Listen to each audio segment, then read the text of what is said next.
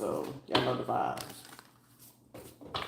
Now, for this, I had to go calm down for a little bit. I had to go take a breather because I was like, it's the playing in my energy type shit that would literally like irritate me to the maximum. You know what I'm saying? And in this situation, the frustration that anyone would naturally get would literally be from the simple fact, like, you know what I'm saying? Like, you can have secret helpers or whatever, but then it's like still when you have to take in consideration about certain things that you have to go through or what you experience and stuff like that, you know, especially because it's like, well, who really is on my side? Who's not on my side? And then it's like at the same time when you have to, like, you know, you're getting help, but then it's at the same time, it's like, you'll be more frustrated to know that there, you know, it is help, whether it's spiritual, but you know, most of the time it's going to be on the 3D, whether you see it or not, you just don't know who. And then it's like when you can have that input and perspective of knowing, like, I know for a fact that there are people, you know, genuinely helping, but the biggest frustration is, like I said, you just don't know who. And then it's like, even in this type of situation, naturally, and it's just naturally, it's basic psychology, it's basic humanistic behavior, where you're still gonna feel like your back is against the corner and it's literally still you against the world or you against other, you know, against everyone, because it's like, basically when it, you know, in the experience, well, basically in my life experience, it's always been me against fucking everybody, until it's like literally you feeling like you have to always fight just to get people to see that, like, it's not like just to see that you're right, but just shit, just fighting for your basic humanistic rights, fighting for you to just even know, like, to bring to light what's really fucking happened. Because it's like when it's more of them and it's just you, of course naturally it's going to be people wanting to genuinely want to work against you. And so when you get into those situations where it could be, you know, where people be like, oh, well, you know, with your mouth, you will have people want to go against you, and them helping you ain't going to want to help you no more. It ain't about whether they're going to want to help you or not. Because when you genuinely helping somebody, and especially when it's a situation where you know you're genuinely looking to help someone that clearly in your own type of instance with your own eyes you can see that the person literally is being terrorized, they're being taken advantage of, they're being abused, they're being accused, you know, that it's people that, you know, being manipulated to do things towards people that don't deserve it. Naturally, if you're not thinking on that respective that, hey, that person's gonna be angry, that person's gonna be hurt, that person been through it all, and then it's like, God forbid that it's people that did, you know, get involved, and now they, you know, pulling themselves together, and it's like, shit, I shouldn't have did that, dang, that was wrong type thing. But still, you know what I'm saying, is no, like, what bothers me is like there's no like perspective or perception on the people that are helping. And even though that they might get triggered, because it's like they still got to take the accountability of getting that runaround of like knowing like all the wrong that they did to the wrong person, like the person is innocent, they ain't have shit to do with this, and this is what it was. But then it's like there's no real insight on knowing like that person was hurt in the worst way. Like it's like, I don't want to be considered like I'm vulnerable or a fragile, but it's like you have to see it, like see it from that person who's going through that shit. Like, could you go through what it is that that person going through? And 10 times out of 10, it's going to be people that, especially when they, you know, wanted to be an ally, they wanted to help the person. When you having to see that shit, it's like, could I handle even just barely a third of that stuff that that person is going through, and most likely someone gonna be sitting like, hell no, like, but I want to know, like, how are they handling it, like, how are they, you know what I'm saying? It's gonna always be that curiosity of wanting to know, like, how are they really handling it, like, it'll throw you for a loop. And then it's like, God forbid that, someone get triggered and be like, "Oh, I don't want to help them." It's like, no, if it's either you're gonna help them or you're not. But it's like, at the same time, do your best to figure out a way to let the person know, like, hey, you know what I'm saying? Like, if it was me and I did something really wrong to someone, but then it's like, you finally get it, and I finally get a chance to see the other side of the situation, regardless that I already know that that person might be very much so rejecting or repulsed to me, regardless if they just be like, I'm gonna do my best of what I can to get you the justice that's due to you. I'm gonna do my best. Like, I'm here, regardless if I know that you pushing me away. I need you. I need you to know that, hey, you got people in your corner type thing. Like, I will do my best regardless, because it's like, it's gonna break. It will, like, for me, I can't speak for other people, because there's a lot of people with no souls and there's a lot of people with no heart. But it's like, at the same time, I got a fucking heart, and I'm gonna do my business regardless of who like it or don't like it. I'm here. And it's like, excuse me, like, I've done that before. It's like, people don't be wanting you there, but shit, you still show up, because it's like, nobody's genuinely showing up. Hey, I need to show up for you. I gotta show up for you some way, somehow. Even though if I gotta be, far in the background, it's like, shit, if I see some danger coming, like, motherfucker, I wanna make sure that danger don't reach you whatsoever. If it's somebody getting ready, like, that shit ain't gonna hit you, because it's like, when you know that certain things is happening, you gotta make, you know what I'm saying, figure out that way to make sure that that person is going to feel secure and safe and whatever it is, because it's like, they deserve it of better, you know what I'm saying? And especially even if I wasn't a person that, like, that they gotta have that memory in their head, I still will be, happy enough, regardless if I'm not gonna proceed in their world. I'll live with the comfort of knowing, like, I'm not eating myself up, I'm not beating myself up, because it's like, the clarity of my conscience, of my spirit, of my soul, and my heart is, I fucked up, I made it right, and I fixed it. Whether that person kept me at bay or not, I did my due diligence and my duty to clear myself of that karma, of that dharma, to make sure that I kept them safe as possible, regardless if they wanted it or not. I'm redeeming myself, whether they feel it or not. But they, the fact that they still can feel safe, regardless if that person, you gonna know, naturally they're gonna be hyper vigilant. Naturally they're gonna still, have a little bit of paranoia. Naturally they're gonna have some anxiety here and there. And it wouldn't matter to me, because it's like, for me as a person of how I am naturally, I'm not going, you know what I'm saying? You fuck up, fix it. Because it's your fuck up, it's not their fuck up, it's mine. So I'm naturally going to do what it is in my power and my capability. Shit, if it was me and I put a crew, hey, fall back. Anybody don't fall back, you gotta see me type shit. And those that end up just still doing that, motherfucker, if I don't take your ass out, you gonna get caught up in whatever fucking bullshit it is, especially when you fixing it for that person. Because it's like, damn, with the facts being presented, and that person is, already in a repulsive state, it'd be one of those, hey, tiptoe in. It's like, hey, are you willing, you know what I'm saying? It's like, shit, I wouldn't care if I gotta come in to even say that to somebody, like, hey, can I have a moment of your time?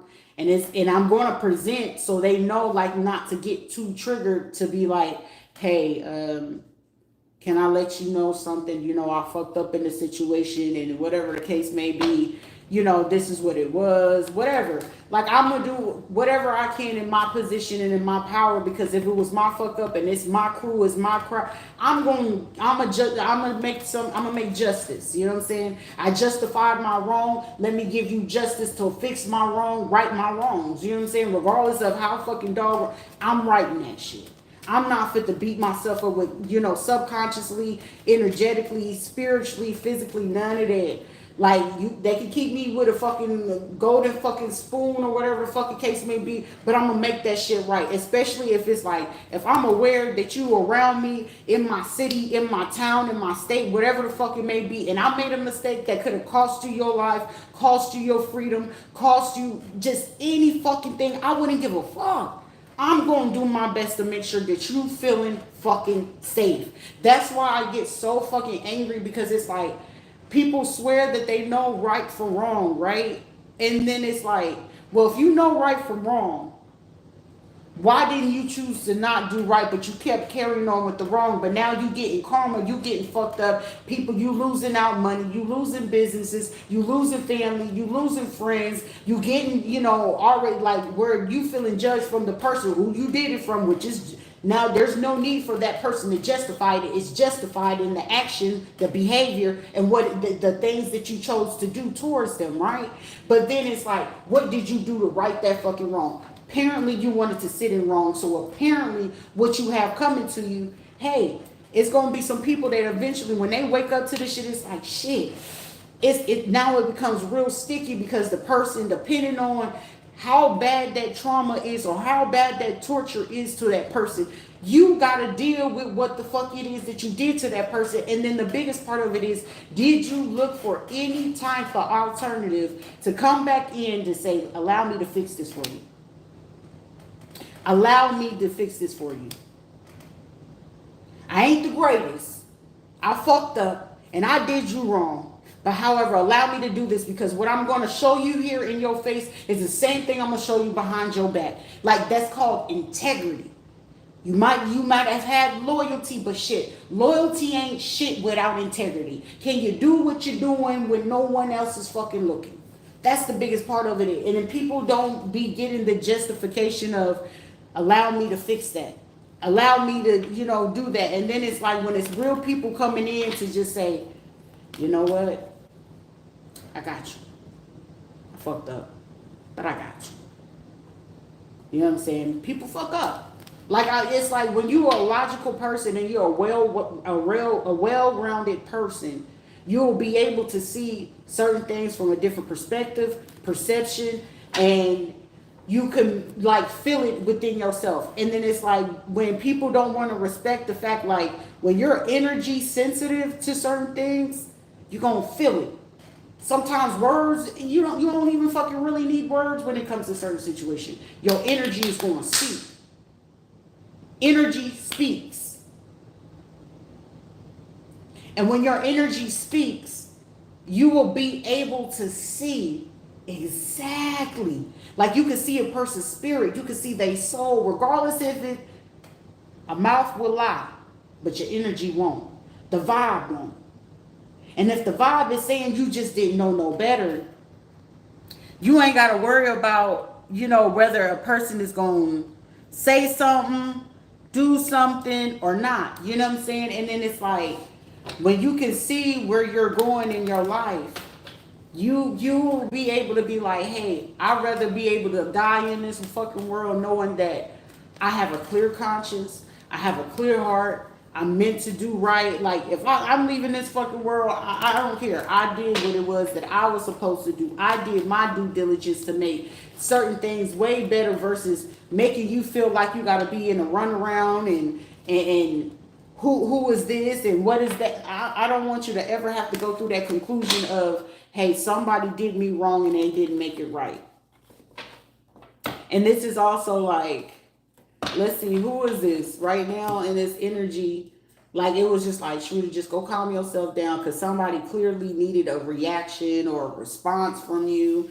And that type of response, and it's like, shit, they was coming in here with the anger energy. And so it's just like, you address them about how you feeling and what it was. And it's like, here it is, it's old military co-workers, old people that I went to school with, church with, relatives, people that I dated. But it's like, y'all was willing to do all this shit based off a lie.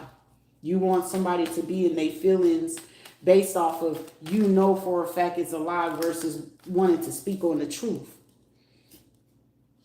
This is also, for somebody, you'll find out, like, with your own folks, like, whatever lie that they've been moving with or maneuvering with for somebody. If this was a mother figure, grandmother figure, or something like that, or a nurturing figure or something like that, or a feminine, July 1st, whatever it is that they got going up, whatever run that they had over people to believe, whatever it is that they believe, it's going to die out. It's going to die out very, very soon. Because I know in my instance, it's like I ain't did nothing to nobody. The lie that people carried on and did all these things too, that was wrong. I wouldn't do nobody like that. Like, it's not even in me to want to even bother nobody like that. I'm chill, but then it's like, what happens when that person is no longer wanting to be chill? What happens? And then it's like, oh, that person is a butthole. They mean, they're hateful. Well, did anybody take into basic common sense to say, well, we kept doing this mean thing, we kept stealing from them, harming them, we kept picking at them, we kept harassing them, physically stalking them, cyberly stalking, harassing them, and nobody does nothing. Nobody does nothing, but everyone watches and everybody sits back and oh, we don't know nothing. Shh, don't say nothing. Oh, shh, don't say nothing. Act like you their friend. How do you think that will make you feel? And then it's like, well, but it's not me. But if it was you in that situation, how do you think you will handle that? Eventually, you're going to get tired. Eventually, you're going to have some type of reaction or a response to it eventually.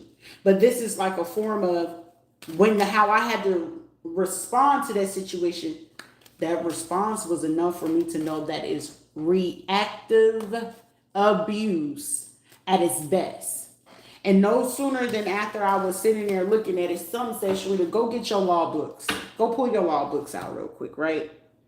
And it was like several ways to go ahead to stipulate what it is. Memorandums of association of the document that is officially set up, blank, blank, blank, established and managed and governed and owned by what, right?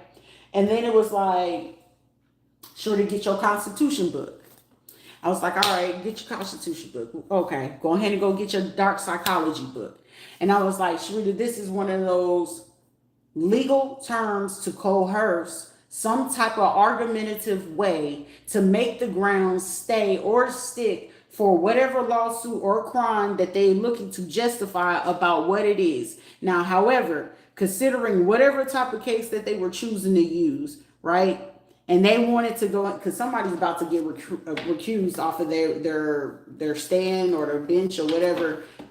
Tomorrow, if they don't do it tomorrow, they're going to do it by Tuesday to whoever this person is. But it's also where they're looking to coerce or flip the argument to make it seem like, oh, it's the person being this way about this situation, or this is their response, look at this. But then it's like, well, for you to keep bringing up, look at this, the biggest question is, if you know that the person, and legally, let me let y'all know, by law and states, whatever, they are fully aware of energy. I remember I had a conversation with a female lawyer. I was like, I asked her a question about in law. I said, do they actually take in consideration spirituality? She said, what do you mean? In which context? I said, well, like, say if a person comes in and they're speaking of like astrology, and if a person say intuitively, or they trust into their intuition or spiritual belief of certain reincarnations, she said, do that have to be taken into consideration? She was like, yeah. So I said, on a legal term or a legal stand, how do you feel that situation will pan out? It has to be taken into consideration. It cannot be ignored. I was like, that's crazy. So then that allowed me to do some more digging. And I was like, okay, so when it comes to judges, lawyers, and things like that, justify it. Sometimes at times they'll hire, spiritual people, tarot people, and things like that to justify particular cases, right? But the legal aspect of it is when you're starting to do the work or rituals or ceremonies on those cases. That's when the problem comes in. And where somebody felt that they were doing something, it's not panning out how they thought it would. And where they can usually, when most times where I tell people, if you're not versed in knowing certain legal terms, the vocabulary, your constitutional rights, they're going to utilize that right against you. Because most of the time, if they already have a case against you, say for instance, neglect cases, right? We use DCF. They'll use the fact of neglect, which that requires either parenting courses, psychological or emotional evaluations, anger management, so forth, nutrition, the parenting courses were part of the nutrition, feeding the kids, having a routine, having a schedule, all this other stuff, right? And in them using that form or context out of it, right? And if they feel like you are a person that only went to high school, right? Meaning you took nothing further than that. And you have just a basic regular job where you work at fast food, you work a call center, you work at a hotel, you're a cleaning person. Do you not know, based off the system, and if you're not well versed in anything, they will literally manipulate every fucking thing possible, whether you know that it's happening or not.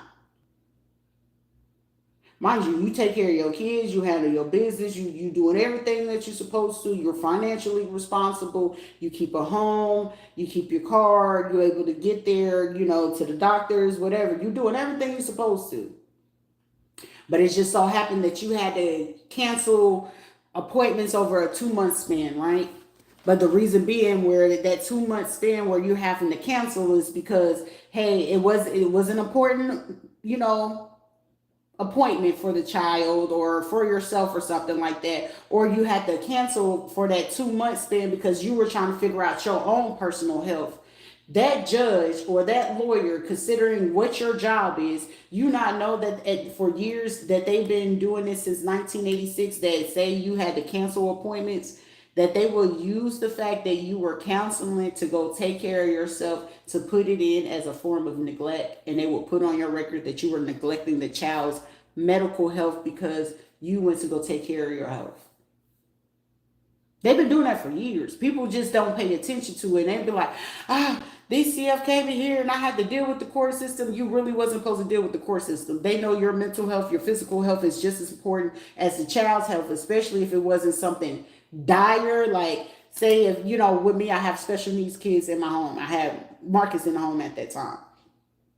Marcus, as long as he had his medicines, his food, and all his other cares taken care of, it'll be like, oh, well, he needed to go to ENT. He needed a brain scan so we can check his epilepsy and all this other stuff. Now, any person logically, if I was a rich parent, right? Rich parents got that because they got the money, right? To say that when you constantly putting a child under radiation, under electrodes, you're causing electricity to enter that child's body to overstimulate certain circuits of the brain, of the skull, muscular or tissue issues. So if that child already have bone issues, blood issues, and too much electrical current, if they already have thin blood or too thick of a blood, you're now causing another concurrent disability or diagnosis to go ahead to ponder on top of what they're already dealing with. So if they already deal with like epilepsy, seizures, and those things like that, and they're constantly having to come back to do brain scans, they constantly having to come back to go do other type of scans where they trying to take the connection of where the brain is. If they getting too many CT scans, too many MRIs, too many x-rays, that's a lot of radiation on a little body. So just imagine about when they tell you this when you're pregnant. A special needs child's health is very much equivalent to a pregnant woman with a fetus. That's something medically that most hospitals or doctors do not inform certain people when they have children with special needs, disabilities, let alone kids with cancer. So when they know that you are a parent or a recipient of Medicaid and things like that, they abuse the fuck out of that system. God forbid that you miss an appointment because you end up getting sick and you get hospitalized and you already struggling to figure out, can I get respite? Respite, most of the time, these respite programs only give you like 4 hours. 4 hours. Meaning with my son at the time when he first got out, it was a little bit critical. He could have a day nurse and a night nurse.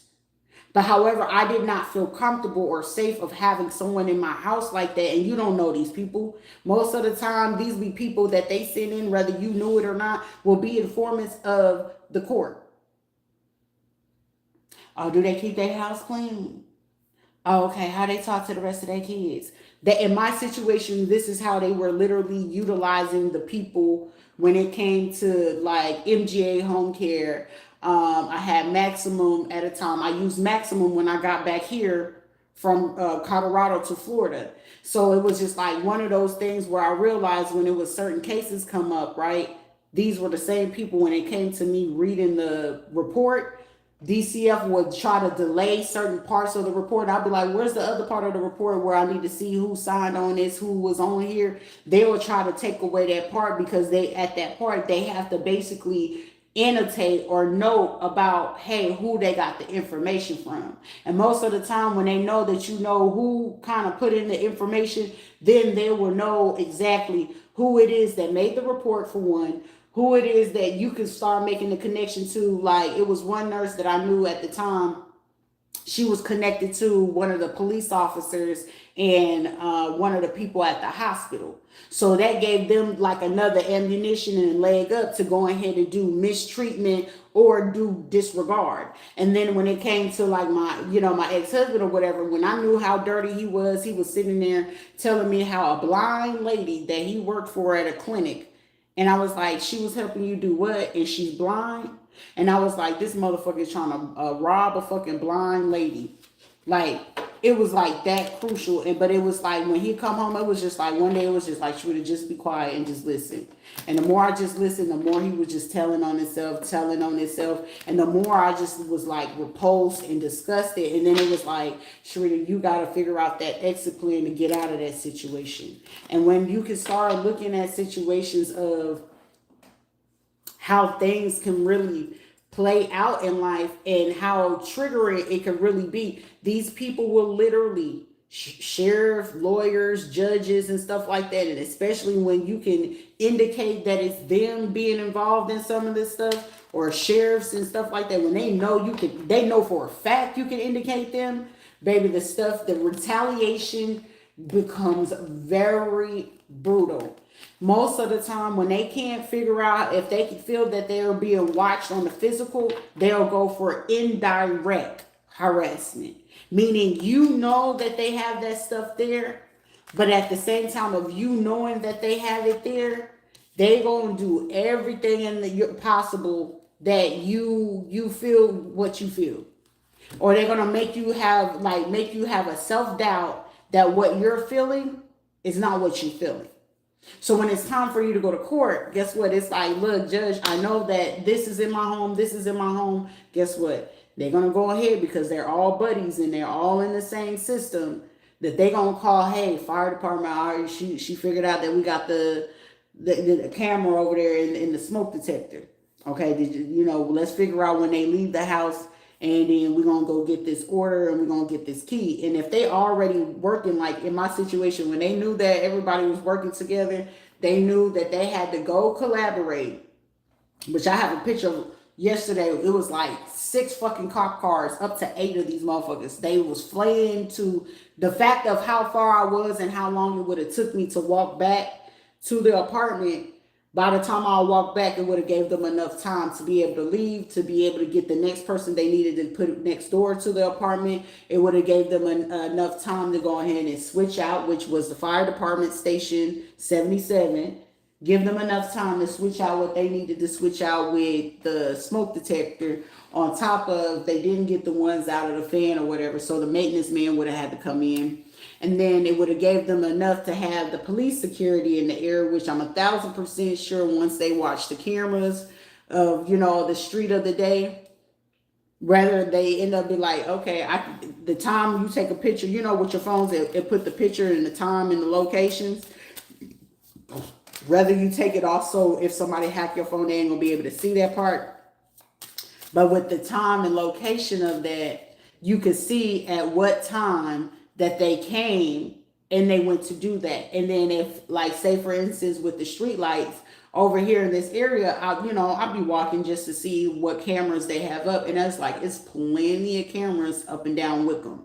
So I was like, at any given time that it shows that none of these people showed up, or if they did, and then the camera just so happened wasn't working at this particular time, that will be enough for you to know, like, hey, they're literally looking to create this illusion of you not knowing what you're talking about, and then they can go ahead and try to play the psychological form. What we have here, we were able to go ahead and order the Veterans Affairs to release their medical form, and their medical records show that they deal with like very deep PTSD or complex PTSD. Also, it shows that they got borderline personality. It also shows how the fuck did you get that record and who gave you permission. And then on top of that, when did this case come about? And then this be a form of people is like, okay, so who filed the court case?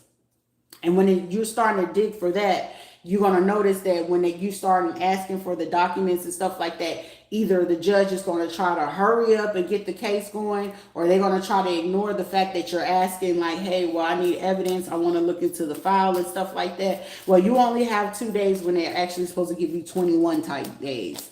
So these are people that are hoping and political ambitions, because it's political authority, political and ambitions. This is also judges hoping they can protect those or their people. So the judge, lawyers, police officers, meaning that means that they gave these people authorization to go ahead and get a copy of the key to enter the residence.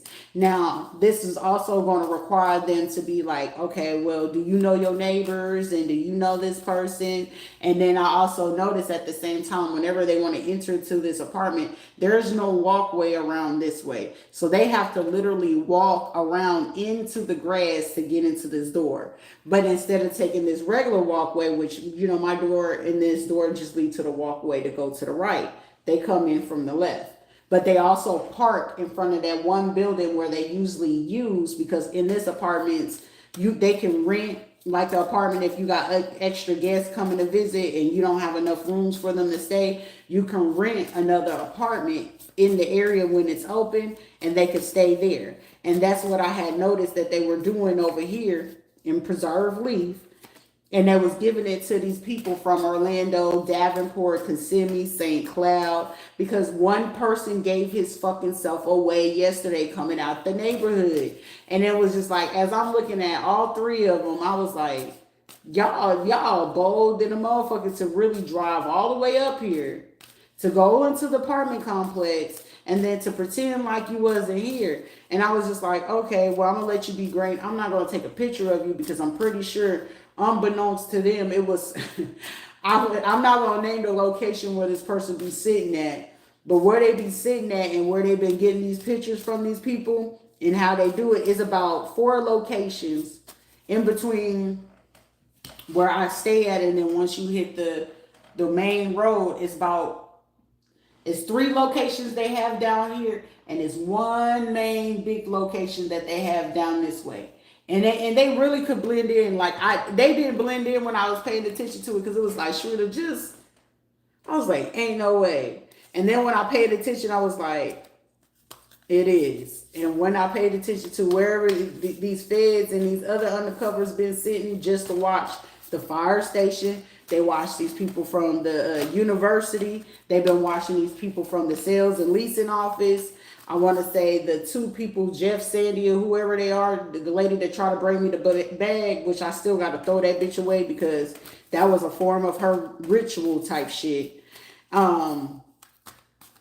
They was watching them because it's like, why is it that you leave and go over here to go do this? And I was just like, well, the beauty of it is the countdown is for them. They're just waiting for them to do something a little bit bigger. Just a little bit bigger, because it was like the last time they took the phone, the other time they took like a piece of my clothing. So this is them trying to set up, I don't know who they trying to set up or who they about to hurt or harm in this situation, or I don't feel they're going to get a chance to do it, or they might just injure them like a motherfucker just to catch their attention. But It was one of those where we're going to take their clothes and put it over there. But the stupid part of it is it will require me to have a means of transportation to get to that person. And I don't have a car.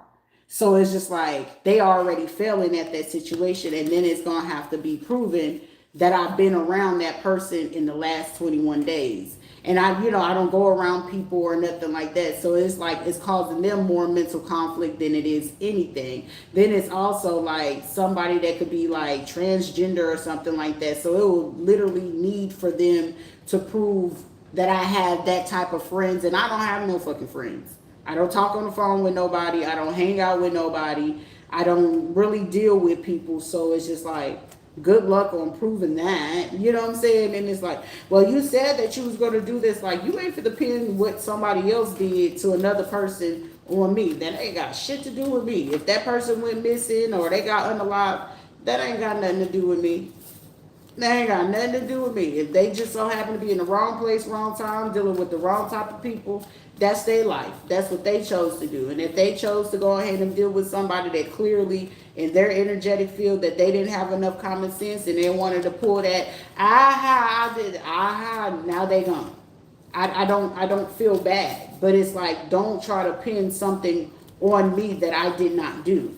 But then it was also, on top of that, it was like I was made more aware that sometimes it's going to be the people closest to you. And when I say the closest to you, it will throw you for the fucking loop. And they need them to be close. Like, I was having to remember, I was like, damn, well, what all were the places at and the locations that when Veronica was here, that she did have those connections. And I was like, well, it was Daytona, Williamsburg, and then it was another location. I want to say it was either Hialeah or Miami or something like that. Wherever the Nova School is, whatever it is, I think she said it was like a 25 to 45 minute drive. So anywhere between that 25, 45 minute drive, I knew that it was certain things that she was setting up in that aspect. So it was like for me to know that. But then also on top of that, she always had this thing with Atlanta. I was like, okay, cool. So that's duly noted. But at the same time, when it came to Sheila, she will always go where Bobby was from. He's from a country town, but it was like, it's not too far from Macon, Georgia. And then Shaquetta, she wasn't too far. I want to say it was like Clayton, Georgia. So it was just like, for me to know more or less how it was going to work out. And then it was like, my first son's father, he's out of San Antonio, no, Austin, Texas. But then his aunt, Rilda, she was in Orlando. She used to stay on the west side off of Park Ridge. But her son and her daughter Jessica used to be in school of Miami International or Florida International University or something like that. And then her son was married to some black girl that they both became lawyers in Atlanta, Georgia. So I was just like, makes sense to me. I was like, okay, but it also was like, well, I had to think. I was like, well, the son, he was part of some kind of, I want to say he was a Kappa. Either a Kappa or Omega, one of the two. I just knew the colors was red and white. But, and then his wife, I want to say she was a Delta or AKA. I didn't really pay attention, but she one of them sororities too. But more or less like, oh, daddy was a Mason type shit. So I was just like, these are going to be the same fucking people with this same weird behavior. But then it was just like, that one day just made me walk outside and somebody, whoever it was, they must have had some paper on them and they didn't know that a piece of paper ripped off on it. And lo and behold, it sat there and showed me paperwork from Georgia. Law attorney paperwork from Georgia. I was like, godly, would I be darned? So it was just like, at that point, I knew they could no longer try to play like, she don't know what she talking about. She don't know what she talking about. But then it was like, for them to know, for me to have to break it down to them, like, do you not know how elaborate this stuff have to go and how deep it really is ran? You would literally like, this is 31 years in the making. So for them to sit here to feel like that they doing something, it's like, I feel like you would have had a better chance of using somebody that just really is dumb versus somebody that come from the lifestyle, had to grow up around these people in this lifestyle and know how it's played. But then it's like, why am I getting retaliated against because I do not want to become none of your sister wives? I don't want to be in your organization. I don't have, like, now it's like, even if I did just want to contract with you, you can come ask questions. It's like, no, like that. It's like disgusting. Like it left a very, very bad taste in my mouth. But then it's like the same time, you were comfortable and okay with causing harm to somebody that you know did no type of harm to you. None. None. Now, granted, a lot of them, they feelings and ego is hurt right now. You'll be all right. You get over it. But it's like the same way that they expected for me to get over it. And the way I got judged and mishandled, was there any consideration about how I would feel? No. Did anybody say, hey, let's see, what did you go through? You know, what was your experience? It was like, no, y'all felt safe and okay to take the word of somebody else. And, well, you knew that she was under clinical. Yes, I knew I was under clinical research since I was fucking what? I was like 5 or 6. It was either 5 or 6. And when they did that and they put me into the program, at that time, that's why they had to shut down that school. It's not there no more. They made it into a historical ground in Oklahoma. But it was actually one of their facilities. Let me put it that way. It was one of their facilities where they utilized that for children that had you either were intellectually smart, emotionally smart. Some of them were like seers and things like that. Like you would see kids from different foreign countries at the school I was at. Like it'll be kids there where you will literally watch them and they could pick up like 2 to 6 languages in during the school year. Like it was to a point where certain teachers that they had to get teachers to rotate to a point where they had to try to figure out how to keep up with some of these kids. Oklahoma was one of them grounds where, because they knew people wouldn't pay attention, that it was one of those grounds where they knew they could do that. Like, you know how you see those movies about the Native American people and stuff like that? That's literally, like, they didn't beat on us like that, but it was one of those, how they treated the program. Hey, you know how to do, like, we was treated just like that, like a waste of brain cells, and you know how to do this. We'll be putting classes that we didn't even know we were putting classes of, like advanced classes. It'll be, here you are, you thinking you going on a field trip, but you actually going to classes with, you know, bigger kids, and you be like, why are these big kids here? But you in the classwork doing the work like them, but they made your work like you wasn't allowed to look at their work because they knew who, like what we were. The older kids knew who we were, but we didn't know who they were. And it's like, imagine you doing your schoolwork and they sitting there trying to figure out, like, how the fuck is this kid in here? And it'd be shit like that. But it's no different than like knowing what the, you know, law system and things like that is, how it's been. Because it's like, when I ask certain people, were you a kid that got put on a particular piece of paper where they took pictures of us as kids, of keeping up with us over the years, and they'll try to name it somewhere that's right. The day I remember what's the name of that goddamn program, I swear to God, it's going to be a lot of people like, fuck. Because they really just base that off of a lot of people. I wouldn't say it's a lot of people. It's a very rare. It's up to like 8 states and then like 100. I want to say it was like 110 or 111 kids or something like that. But at that time, it was only like 50 people or something like that.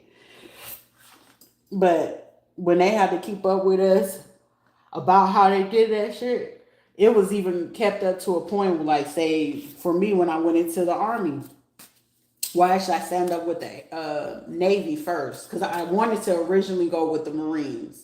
Marines, like, he said, let me see your name. And he ran my name. But then it was just like, after he ran my name or whatever, and he was like, it's your hips. And I knew it wasn't no shit with my hips. But then it was, I went to the Navy, and the Navy was like, okay, cool. We'll put you in a DEP program, because I want to say at that time, I was still recovering from the abortion. And as I was recovering or whatever, they had some folks come in and talk to me. Then I had to talk to them a second time when I got into the Army. It was like right after I got to basic training. And then once I had to talk to these people when I got into basic training, I ain't ever see them again. But it was just like, when I had to talk to them, it was like me and like two other people, two other fucking recruits. And it was like, y'all had it, and everybody was like, well, who was those people? Who was these people? The two black suits. Two black suits came in there. And then ever since then, it was like I would have problems with it was one particular female drill sergeant. But it was like, I didn't ever know what her fucking problem was. But then once I figured it out, it was just like, I was like, oh, here we go. And then it was like, at that point, that's when all like the tests and all these people like would come to me, and it was just like, Shrita, just ignore people. Like, I didn't really want to be bothered. I just wanted to finish my contract. But all the people who were surrounding me, I already knew what's up.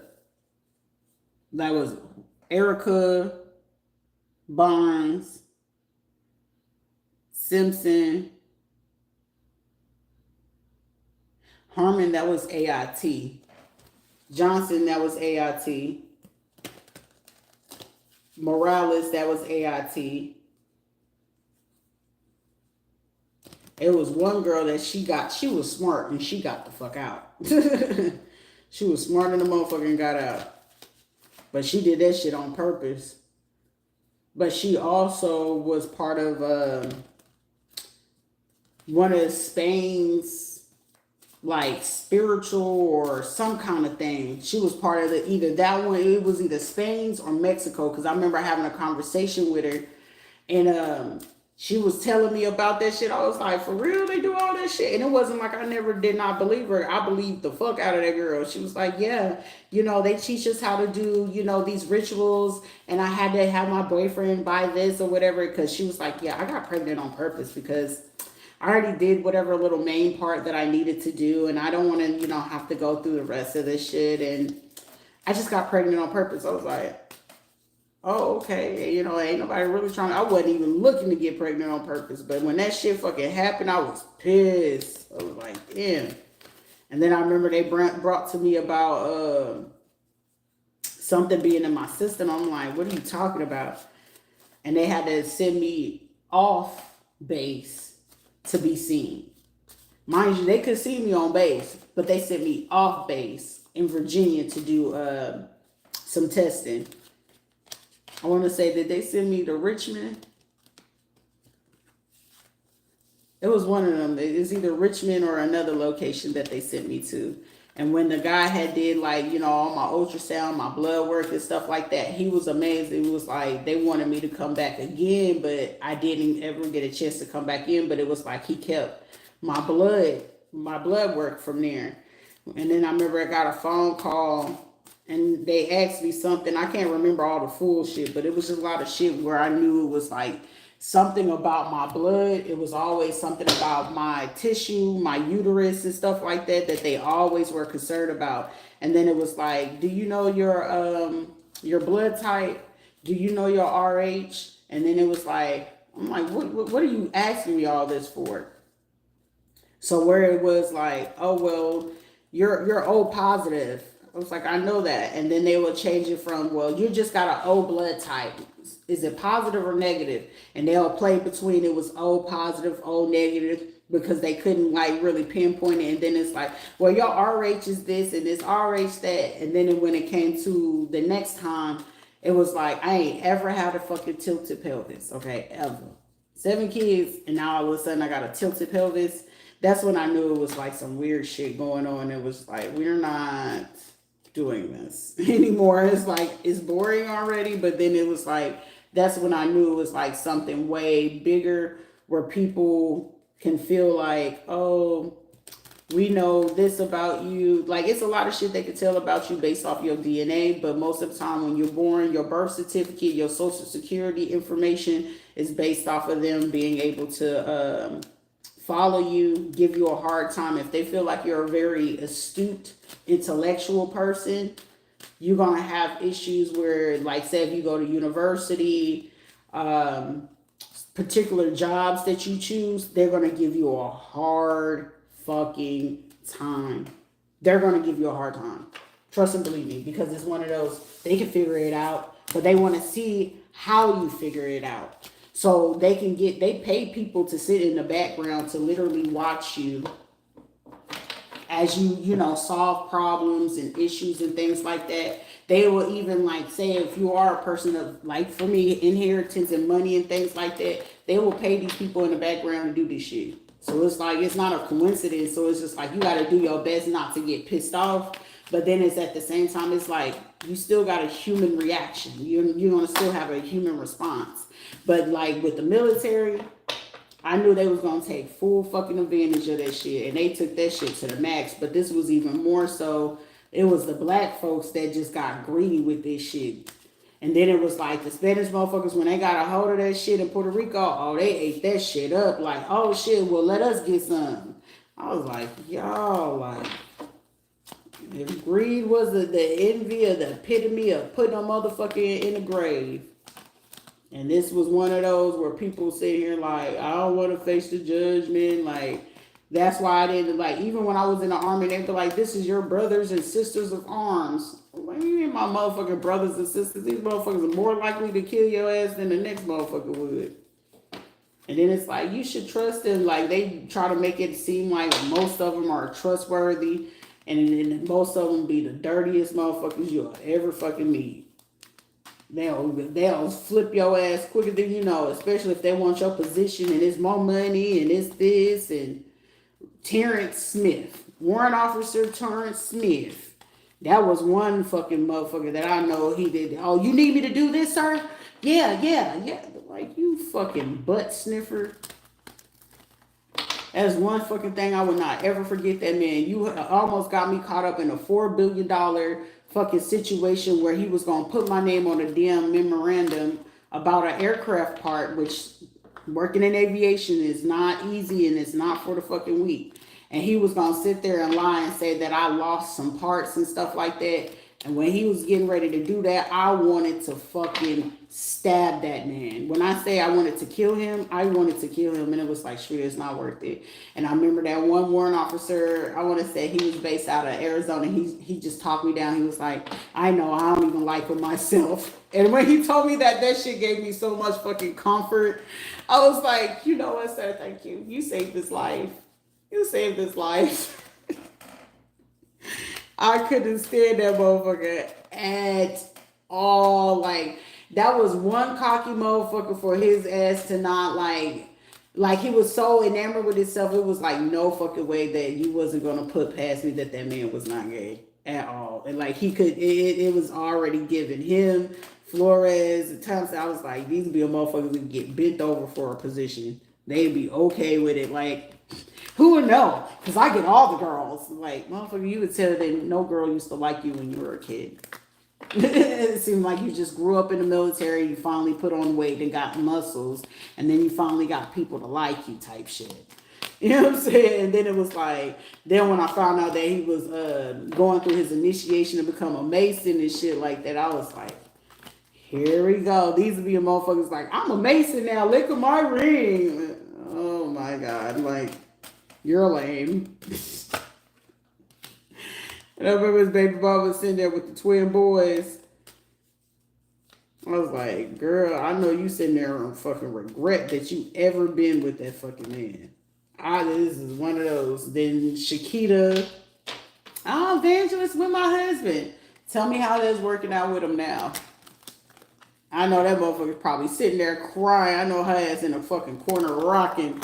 I can't believe this shit. He knew all the shit that I went through before I got married. Oh, my husband. Oh, husband. It ain't husband no more. Now you ready to kill his ass, ain't you?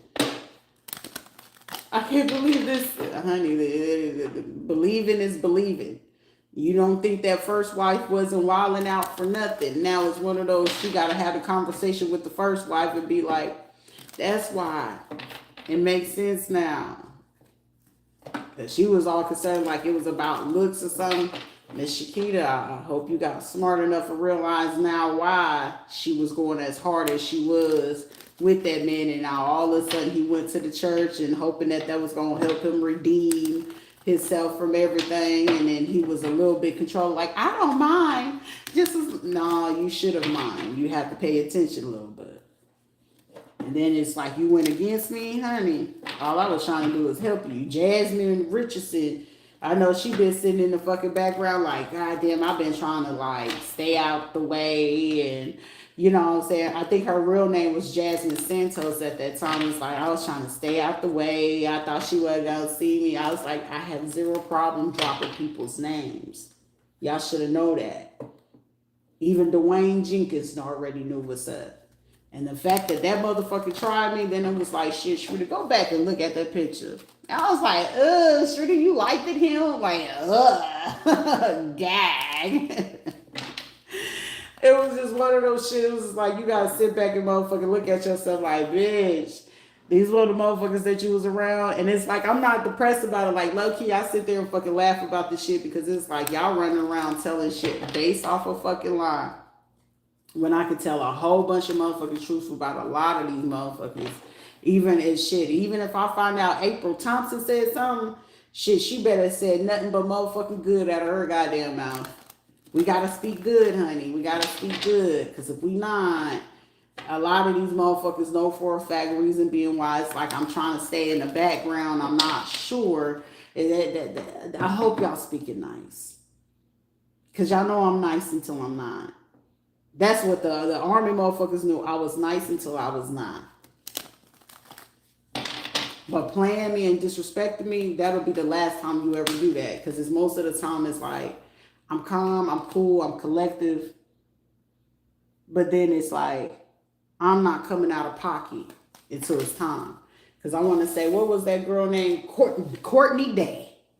Oh, Courtney Day. I remember that girl worked my motherfucking nerves. We was working S1. She tried to fuck out of it and I almost took that motherfucker back to, almost took her to Hallelujah. She was about to meet the Hallelujah. Do you hear me? Hallelujahs. Because I have mixed kids. Bitch, I got mixed kids too. So you be, well, I like white, like she will make it very clear that she loved her a white man. And every fucking white man she got cheated on her ass. But then it would just be like, she just felt like she was some. And that was just like, shawty. Everybody deserves to be something, but it's come a certain time and a point. Yeah, it might be your job, a position, but shit, sometimes you got to just look into certain things. You know, being a 42 Alpha at that time, military regulation is important. You must know the regulation. That's the best way to protect yourself. You must know regulation. You must keep a paper trail. You must make sure you keep up with everything. That's for certain. But then it was just the way that she came about it, which I already knew when it came to me meeting Jeremy at Affinity. And he'd be like, yeah, it's my job. And I was just like, And then just something just told me just watch his ass. But then it was just like, everything started to make sense. All of them. Ayala, I was actually deployed with Ayala. It was either we was coming and he was going, but he did work with us before. That's why I was like, she ain't gonna remember all of this, bruh. I remember everything, but I was just, I allow everyone to go ahead and run how they supposed to be running with their shit. But it's just like, how far are you gonna go with it? Just curious, because I know the money ain't that serious, but then it also allowed, whether Affinity knew it or not, they was going to be under investigation because particular details about how the money was ran, because I remember when I got like came back, they was talking about, oh, you know, somebody doing something with the money. So that's why when I thought that shit was funny, then a motherfucker was like, yeah, he was like, they was like, y'all ain't been paying attention, but it was conversation amongst us that was all vets. And it was like, yeah, because it's like, you know, they don't get paid unless, you know, our VA stuff coming in, and that's reassuring money. I was like, that's true, that's facts. But then it was just like something else was said, and it was like, Shrita, well, I'm a, you know, disregard whatever, you know, y'all gonna do what it is. But then when I finally caught on to like, hey, it's some type of scamming ass shit, and whatever scamming shit is, the moment that I choose to leave this place, they're gonna have a fucking problem. And instead of them trying to play, you know, being nice, being respectable, they show they natural born ass. And I was like, the one thing that you could ever fucking do to me, disrespect me and play me in my face. And I remember I approached Eileen Diaz straight up, was like, look, you know, I don't like this stuff. Is something going on that I need to be aware of? You have a better chance by letting me know than allowing this shit to go ahead and flow out. And then when this shit flow out, I'm not going to be able to help none of y'all motherfuckers. And then the people that end up coming in, when they figured out that I was there from Puerto Rico, and they went on ahead and tried to run their own separate scam, because it's basically they had like 3 things going on, but unbeknownst to them, they didn't know that out of all the people in there, I was the main motherfucking source that was being federally investigated for something way bigger. But when you have sex crimes and it's a federal crime, and then on top of that, what is it? It becomes even bigger a federal crime when you have to cross state lines. Now, when it came to my emails, I was making it clear, because I was like, if something didn't work out by that time, when I first got there in 2020, excuse me, I was planning on actually going back to Colorado if I couldn't get all my son's medical cares back in order. I actually wanted to go back because I felt it wasn't like comfort, but it was actually a little bit easier. I can actually maneuver a lot more, you know, even by myself. I can maneuver a lot better. Marcus, you know, all his cares was going to be taken care of. Baby James and Janina, because Janina needed that for her asthma, and, you know, she's autistic as well. So it was easier for doing that, and then also for Azura. So it was like at that time, all their medical cares and all the stuff that I needed to do, I will be able to handle from home. I wasn't too far where the house I had and where I was working from, it wasn't too far from the hospital. All the stuff, like everything was fucking perfect, but it was just like, well, let me just try and see if they're going to help me. Because with me getting the divorce, now it's truly just me moving by myself. And when I was doing that, it was just like, damn, the elaborate plan of them figuring out how to take the money. Then on top of that, me figuring out the stuff going on in Oklahoma, because it was like, Shrita, you need the full shot records. Like you need your, you know, most people have their shot records from when they were a kid. When Great Plains in Lawton, Oklahoma, Comanche Memorial, Comanche County, was not able to pull up them records, I started asking questions. And when I started asking the questions, they was just like, well, you know, you probably have, I was like, well, they said that I have to come to you. And at that point, I got that runaround. That's when I knew it was something real murky in the water. And the fact that I started asking those questions, that allowed me to know that when I went back to Campbell, it was like, sure, to start digging through some of your medical records from the Army. And it was just like something didn't sit right. That's when I knew. I was like, it's something a little bit deeper and I'm missing a small detail, but I'm pretty sure with whatever this federal investigation and with them looking at the fact that this is a special victims case because a child is involved, and them running across paths of them still having to watch me, watch my kids, and they trying to figure out with Ayana, them tracking with Ayana and stuff like that. I was like, and then of course they had the other kids, because when I did the investigate, all the kids are there. So when you do special victims things, they're going to look at not just the parents, they're looking at all the kids. So guess what else they're going to be looking for? Wherever this person move in the area or in the state, they're going to be looking for any type of sexual violent type crimes. And considering that a lot of these motherfuckers, how they was moving around, what do you think they found? That part. That part. And then on top of them figuring out these sexual violent crimes, they're coming up on DEA crimes. Now they're not only coming up on DEA crimes, they're coming up on immigration crimes. Hey, at this point, I'm going to need more private investigators on top of whatever these people are hiring on their own, because, of course, private investigators on top of private investigators, they're going to have conversations. So for somebody in a situation in one state alone, there's up to 14 to 21 private investigators. No one knows who's watching for who, but a lot of them, mass majority, about 14 of them do know who they are watching for and what particular crimes. Everyone is assigned to particular crimes. One of them are majorly with hospital. Another is majorly for police, sheriffs, and law departments. Then you got another one where they're watching lab technicians.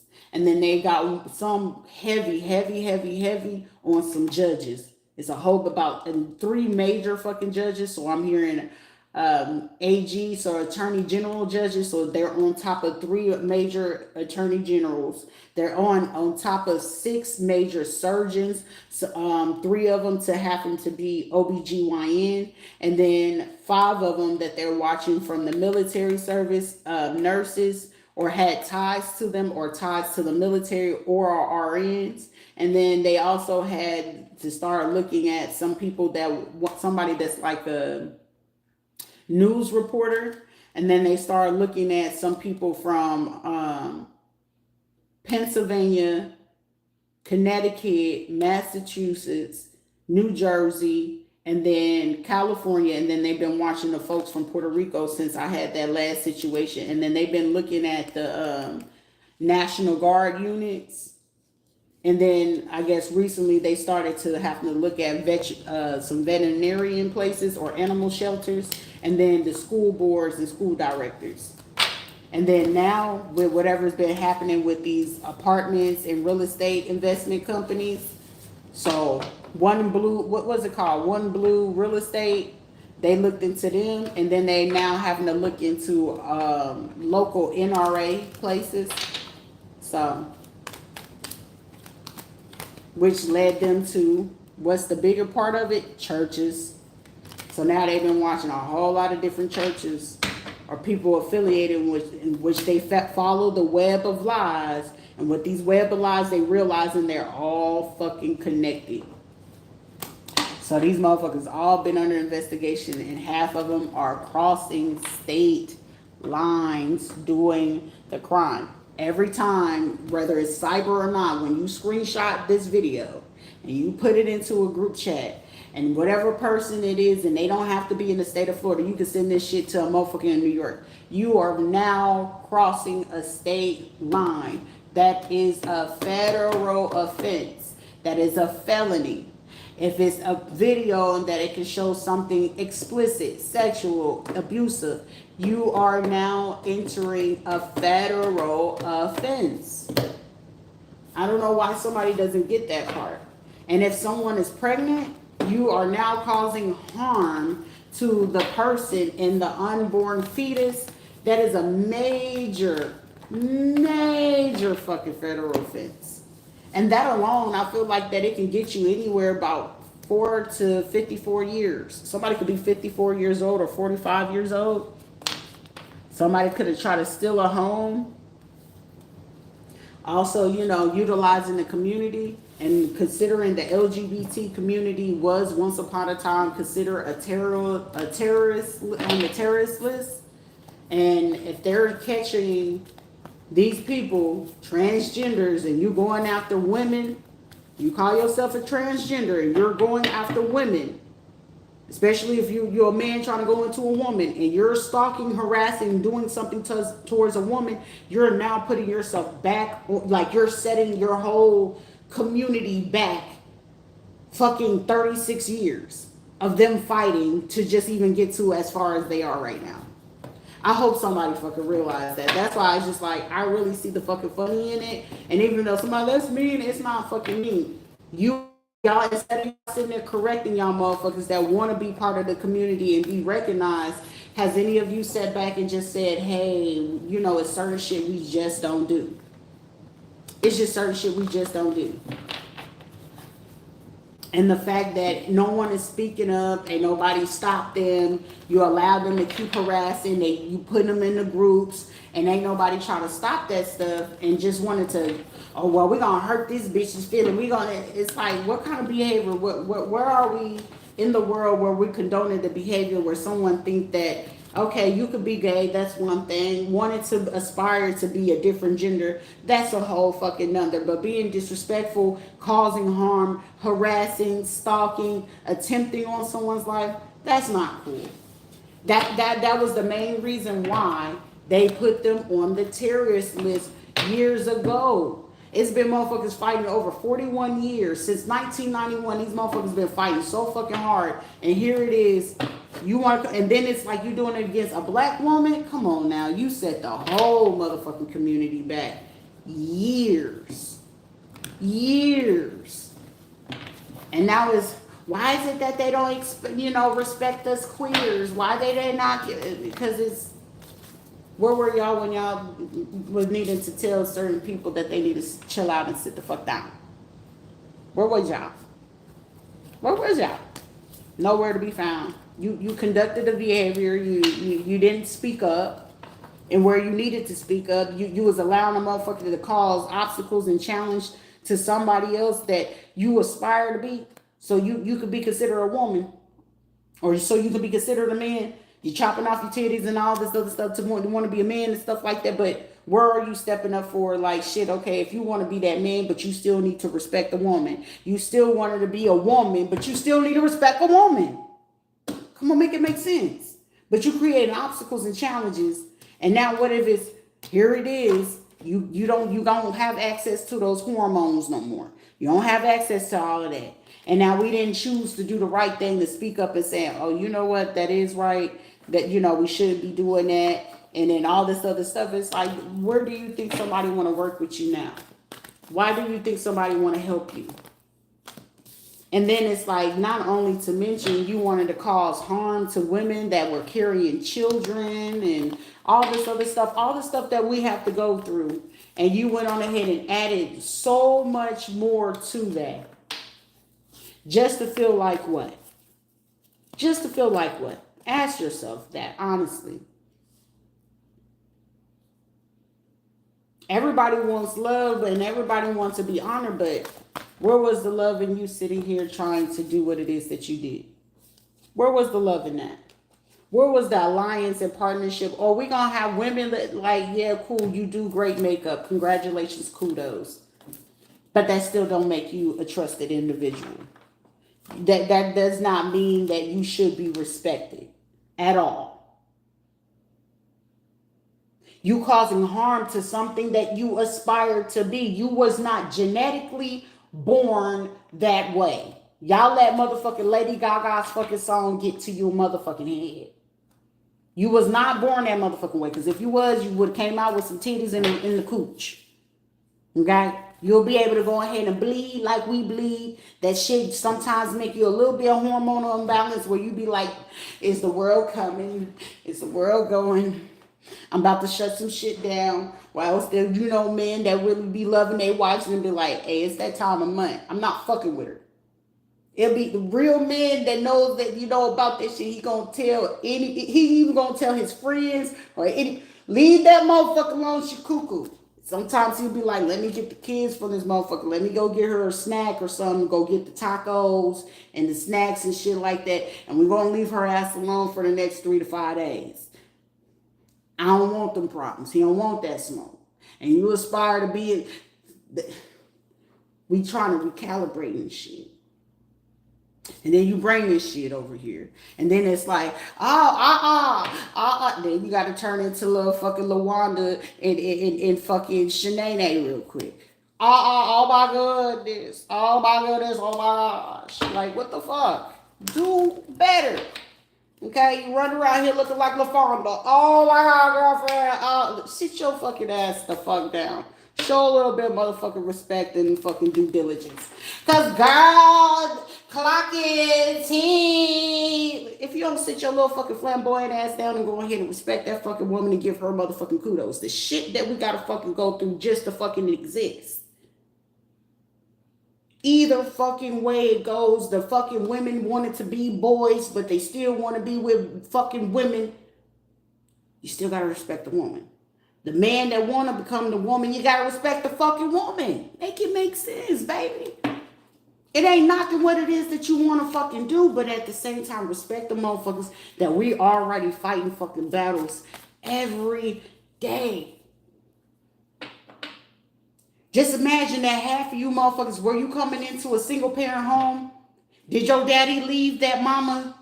So what was the struggle you had to see that woman go through, and then the audacity to go ahead and put women through the same shit that you probably sat there and watched your own fucking mama go through? Think about that. It ain't about who you want to lay with and sleep with, but think about that shit before you go do that shit. But then now, you ain't checking yourself before you wreck yourself. Oh, because that bitch just mad at me because I can do my face better than her, because I can, and I pipe down, please. You think anybody really needs to deal with all of that? Nah. It be women out here where they be like, oh my gosh, these women losing their shit.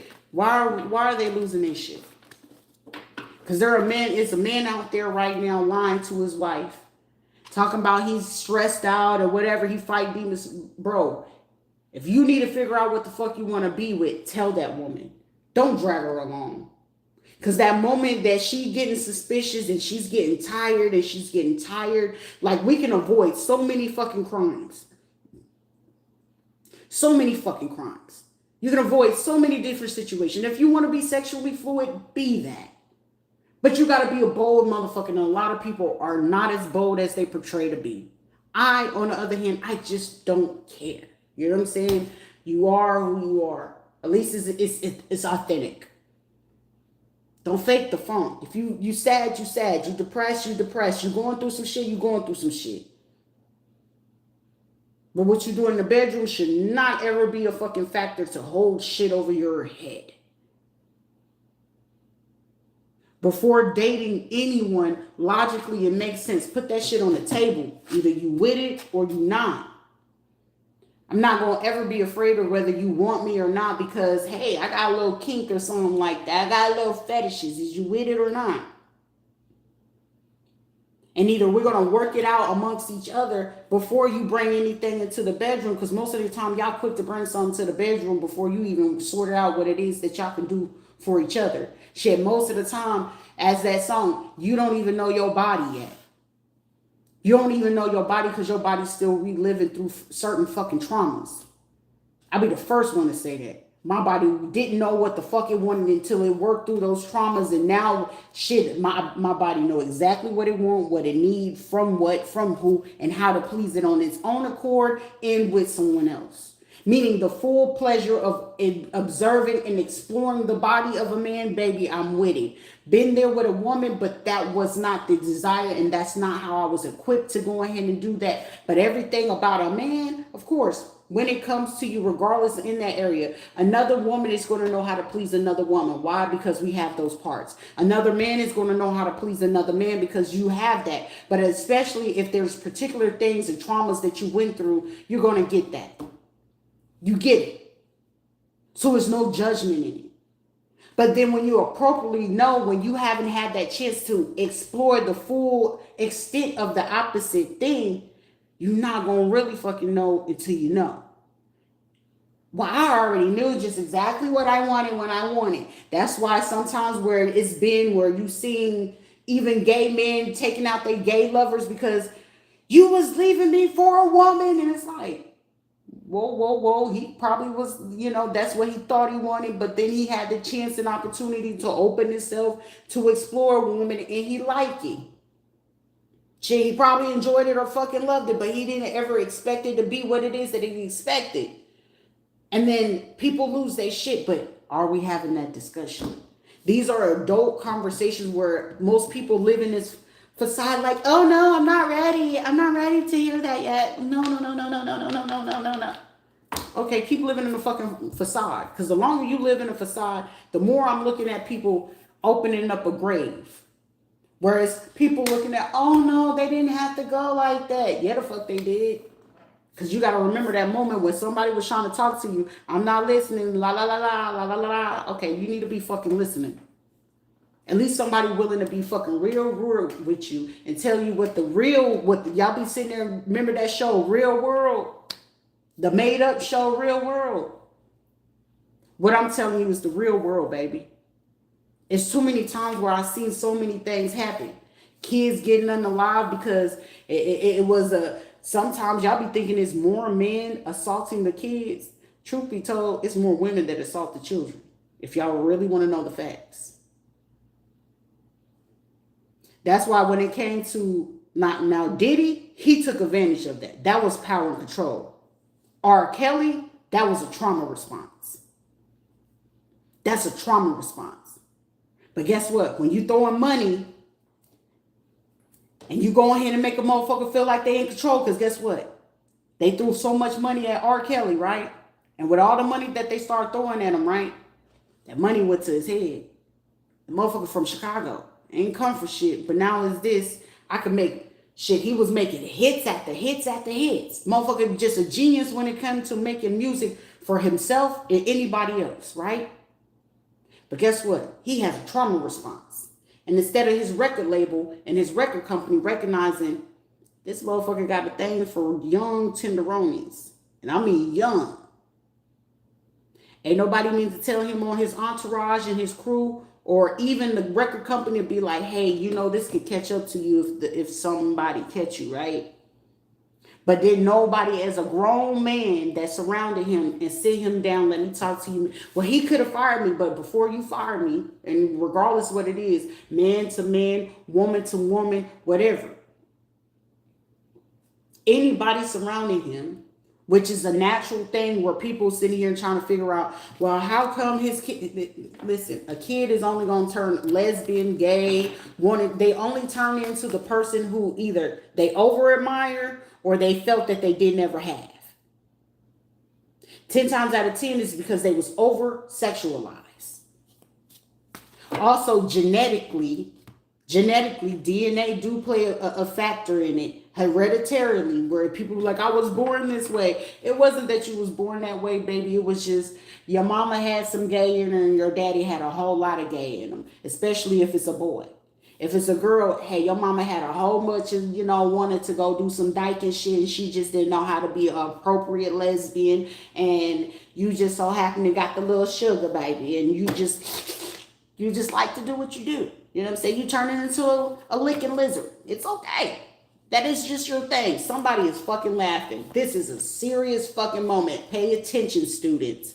Pay the fuck attention. This is not a laughing matter, okay? This is serious. Okay, I can't be serious for shit. But it's a serious matter. It's a serious matter. Shit happens.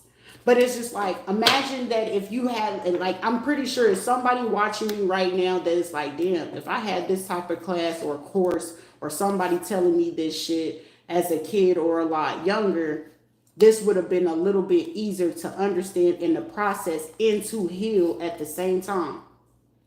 The same way that I talk to you, people right now, or how whoever's sitting here and you was blessed enough to go ahead and hear it appropriately, you probably sitting here and learning like, damn, I didn't ever really see it that way. Of course, you're not going to see it that way because sometimes it will be people wanting to, how you call it, pussyfoot around about what it really is and how it's supposed to go down. At any instant of moment when you know, regardless, like if you sending your kids to particular schools, right? Word is that the kid probably come home and tell you like, hey, these kids was talking about this, or you notice that your kids watch a certain different and then things switch up. It's only switching up because guess what? The environment is holding it. So either you're going to be an intelligent person or a grown enough parent to say, hey, hold on, let me have this conversation with my child so they really know, versus trying to go in there and the kids be like, hey, look, this person got a big butt and da da da da. But unbeknownst to you, as a parent, if you're smart enough, that kid may be getting sexualized at home unbeknownst to you. They're hearing conversations, but it's not being explained to them while they're in the environment in the room, and they hear people talking about sex, and they hearing people talking about this and talk, but it's not being elaborated. When my kids are amongst that room, I'm gonna sit you down and talk to you and be like, "Hey, baby, what we talking about? It doesn't make anything wrong, but this is what it means." It seems like now in this era, we having to talk about the birds and bees way earlier than what it is that in that 80s, 90s, early 2000s, than what we had to talk about it then. Because then, most of the time you get those parents, "Oh, honey, I was young when I did this." And then it's like, damn, I wasn't prepared. But it's like, it wasn't about you not being prepared. Who was telling you about this shit? Who was breaking it down to you? Nobody. Nobody. Who was sitting there explaining to you, what's appropriate touching and what's not appropriate touching?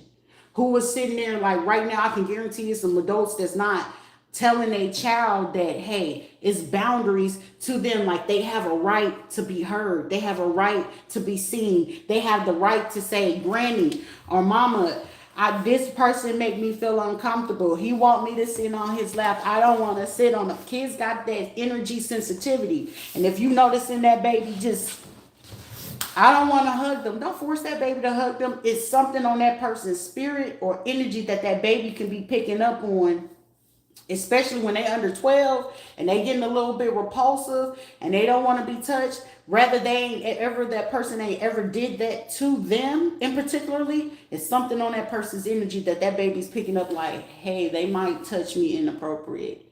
But also at the same time, does that child genuinely knows the difference of inappropriate touching? What's your no zones? I will always have that conversation with my kids, regardless if I break up with somebody and it's a suspicion, did he touch you? Is there anywhere that they touched you at? Did they come in your room unannounced? I'm not worried about making the next person uncomfortable. It's not about that. Safety before anything. And if it's, "Yeah, mommy," it'd be little girls that be like, "Yeah, she touched on these areas, and then she said I could be mommy and she be the daddy." But then it's like, at the same time, now you got to start asking questions. I remember when Carla, she like shredded it out, and no, I'm not scaring my kids. I just got to figure out what happened, because kids do not act on sexual prowesses without something happening to them early. They only explore or experiment with other kids because of what happened to them. So then, when the less time that you're not speaking up on it, the more you allowing them to keep growing and growing, and now the assault getting worse and worse, and now the victim's either going to get older or very much so younger. To me, it's basic psychology. To me, it's common sense. But then, and when you prevent it by having that raw conversation. "I don't give a damn how, oh, we don't use that type of language." It don't matter about what language or what it is that you're not using. When my kid go to the Christian school, well, in my experience, it'd be the church schools and church daycares and Bible studies is where most of the crimes usually be happening. It's been happening for years. You not know how many times where we'll be at, back in the day where I used to go to those those vocational Bible studies. Oh, we was avid kids of having to go. But you want to know what we used to see all the time? The counselors taking the kids that they felt was coming from poverty. The kids that they felt wasn't eating, not having enough snacks or whatever. They knew which kids wasn't eating at home. They knew which one of us wasn't, was real hungry. And we sitting there looking at the plate and we realized there's still more food. You want to know what some of these counselors would do? The teenagers and stuff like that, especially if they already seen or explored those things. You want to know what's happening? Taking us to the bathroom. They knew all the other kids over here playing, and ain't nobody paying attention to these, these select kids. And here they are coming back. It's like, what's wrong with you? Everybody playing. Come on, let's go play. "No, I can't right now." I remember time going into the bathroom with some of these girls and they bleeding. It's like, what happened to you? Or sometimes you will walk in the bathroom and the women are over here unzipping it and all up in her pants and her panties and stuff like that. That shit be fucking for real. Some of y'all not prepared to go ahead and talk about that because some of y'all, those were y'all traumas. But are we going to start having that conversation? Are we going to start talking about it? Because when we start talking about it, that's when you can get the healing. That's when you can get the healing. That's when you can recognize what's really going on. Because like I said, it'd be more women that do this shit, and then they be more aggressive when the men be like, I don't want to do this, and the women get a little bit more aggressive because they got to create more lies on top of lies on top of lies on top of lies. In my experience, that's what it was. Sharita's like this with kids. I ain't ever shit. Anybody that ever been around me when it comes to goddamn kids, know them kids is well taken care of. They well loved. They ain't nothing crazy happening to them. No nothing. Nothing. Kids be the safest whenever they in my motherfucking care. But it'll be somebody that don't like the way that you parent because they still holding on to grudge. They be 50, 60, 70 years old and you parent your kids so fucking well. Like, you be sitting there being a parent like, ooh, come on, kids. I want to go take y'all to go get some ice cream. We're going to go have pizza today. Somebody that you around will be so mad because they got to remember them times where they wanted their mama to go take them or their daddies to go take them to go get pizza and they wouldn't take them. So there's somebody hating on man or woman shit. You could be a man and you sitting there like, shit, I ain't got much, but shit, I'm going to go get the kids and go take them to the park. Or you know somebody that can get you into a water park or something like that. You be like, shit, let's go pick up my babies and shit. Let's go to the water park. Or you be the person like, shit, I ain't got much, but shit, I'm going to go pick up this outfit for the kids. I got them dressed. And then I'm going to take them and we're going to go for a car ride. Or I'm going to just go take them and we're going to go hiking. Or we're going to go to the park. But you're actually engaging with them. Somebody hating on that. Somebody hating on the fact that how your kids are like, you know, kids are naturally meant to be codependent on them parents. Like, I want my mama, I want my daddy. And then they all in your face and they think you their personal jungle gym. They can jump all over you. They can come prank with you. They can come laugh with you like, I got your nose. Somebody hating on you for that.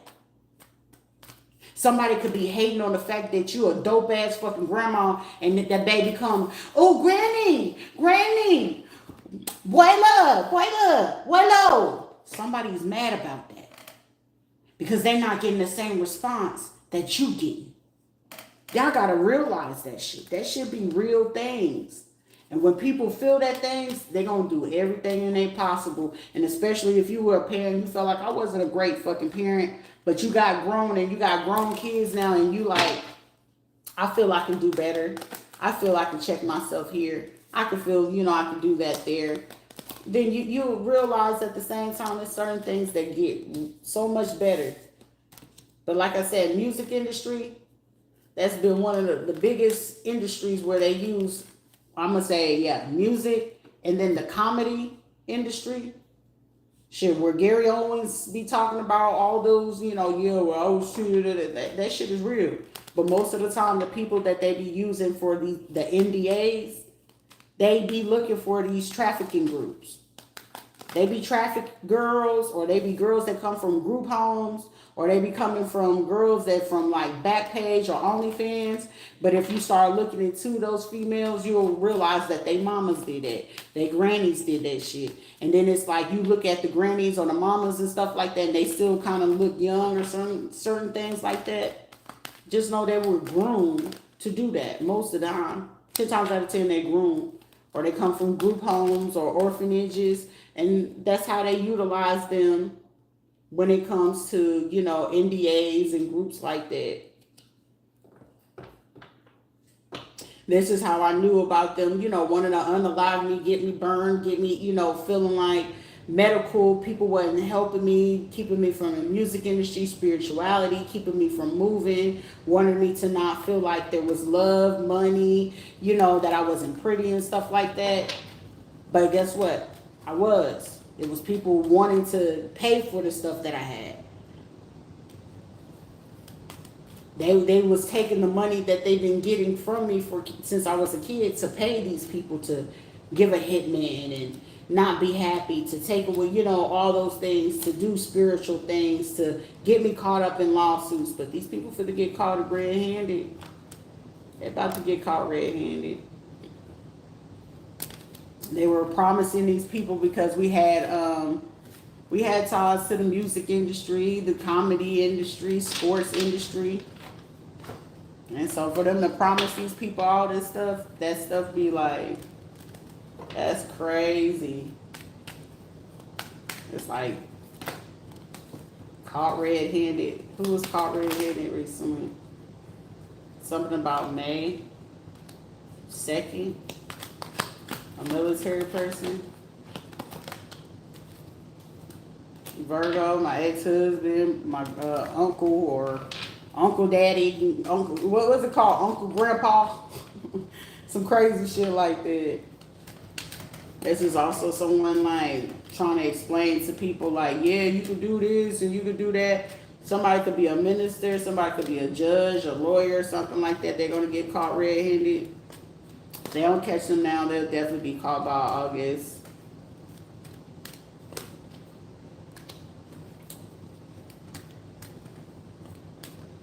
It's like one of these situations, if they don't catch us to somebody, it'll be in August where their arrest will be made. Some of these people, military-wise, September. Some of these other relatives or family members or people who were really close to this situation, they'll be getting caught between July and September. But it's like an action that somebody's going to hope to take. But I feel like they're going to catch them way before then. When is this? It might be this month. The 7th to the 24th. Something about the 24th, 28th, and July 2nd. July 2nd. Who is this? July 2nd would be like the hospital judge and lawyer if it was with the medical malpractice. It's also going to be another surgeon or medical malpractice person and a pastor or a minister that's going to be called like July 6th or arrested by then. August 8th is going to be for like the last bit of the crowd because they seen something or they gather up some information, something over the last 3 to 4 years. Also something about the last 34 years, 34, 37 years. But March, something about March that they were supposed to do that they didn't do. Or they were supposed to do like a recheck-up or check something and they've been refusing to do it. I feel like the longer that they keep refusing some sort of medical care, it's gonna, it's a lie about this. That somebody took a bribe, somebody got paid like $3 million or $4 million to keep a web of lies and to bribe someone to keep some information concealed. Female figure. They also was like, yeah, we're gonna kill them, so you ain't gotta worry about the evidence of this.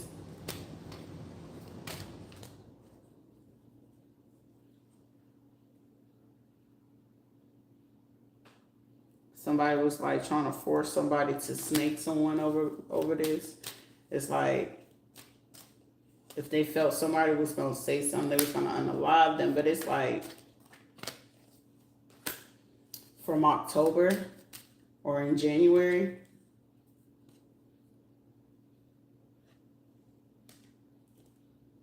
King of Pentacles, they got a young child.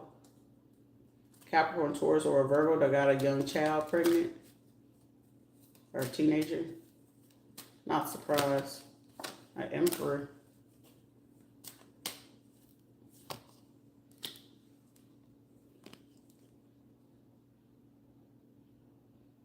They got a plot to take them out, or if they haven't already did. It's like between July or August. It's like trying to keep hidden something in April.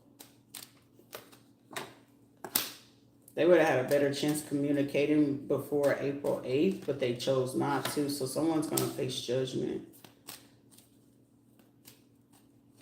Because I'm getting, if somebody have to go through another situation of PTSD, that's going to cause a whole group to already just have a bad situation already. Yep. Because the runaround, something about the runaround that they was trying to cause. Like somebody should have divulged something in February 10th.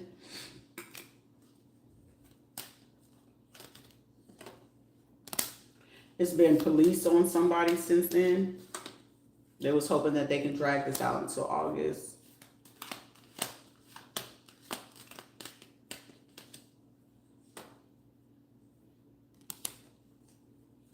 Someone's been trying to avoid paying something back.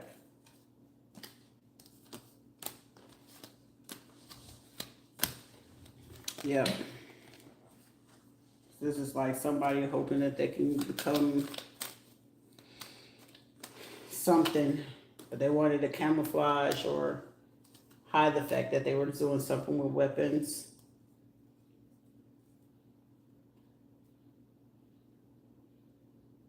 Food and water, or food and drinks.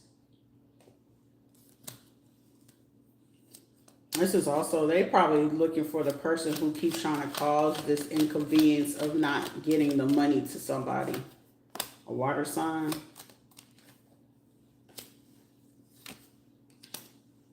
This is like someone trying to get a hold to somebody's lab works, but it's like, shit, is it mine? It's like somebody know that something is theirs, but then it's just like the military could know. People know. But I feel like these people are about to reap karma for something that they're supposed to do, but they're not doing. Time is running out. Time is running out in the worst way. That's crazy. All right, guys. Y'all be great in the world. Somebody just be sitting here, just sitting here. This is like somebody that did something that they was supposed to do. I was supposed to kill you.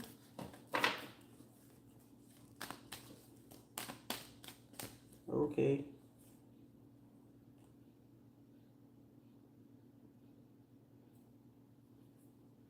Somebody could want to start a new beginning with somebody.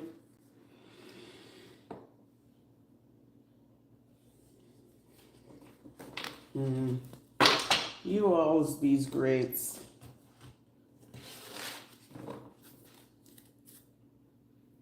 Truth about deception and envy, partnership, heart chakra, and sacrifice. But shit, I mean that. Like, shit, you want to apologize, just send me the money. God damn it. What's your name? Snacks. You guys be great. All right.